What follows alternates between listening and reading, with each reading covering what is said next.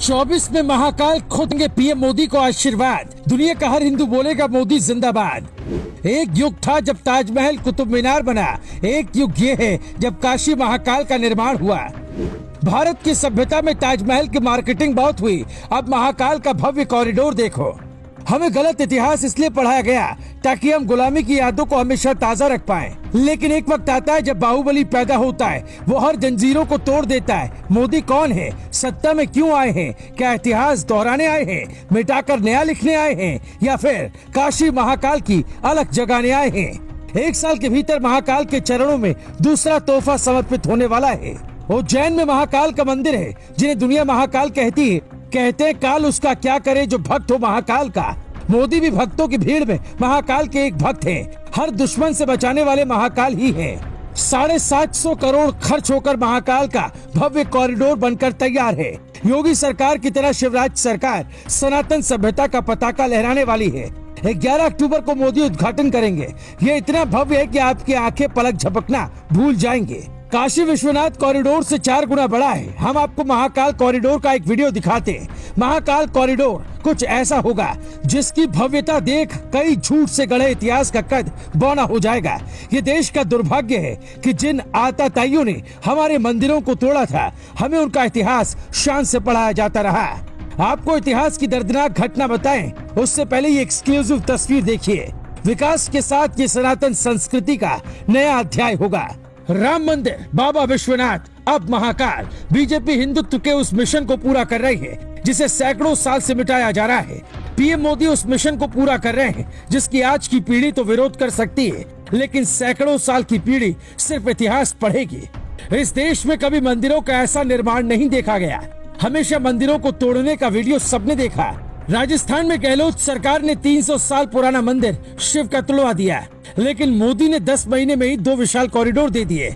काशी विश्वनाथ और महाकाल की तस्वीरें देखकर आपको कैसा लगता है? इसी को कहते हैं भारत बदल रहा है। कहा जाता है महाकाल से ही पूरी धरती चलती है। चंद्रमा का चलना हो या सूरज का तपना, सब कुछ महाकाल को साक्षी मानकर ही होता है। लेकिन 12वीं शताब्दी में मंदिर को ध्वस्त कर दिया गया, लेकिन 300 साल पहले मराठों ने महाकाल को फिर पुनर्जीवित किया। पृथ्वी की उत्पत्ति के साथ उज्जैन का अस्तित्व रहा है। भगवान राम ने अपने पिता का श्राद्ध उज्जैन में किया। भगवान कृष्ण ने शिक्षा ग्रहण की। 2000 साल पहले सम्राट विक्रमादित्य युग में ये मंदिर दुनिया की शान था, लेकिन दिल्ली में कुतुबुद्दीन ऐबक का शासन आया। फिर मोहम्मद गौरी ने पृथ्वीराज की हत्या की। उसके बाद देश में सनातन संस्कृति का पतन शुरू हुआ।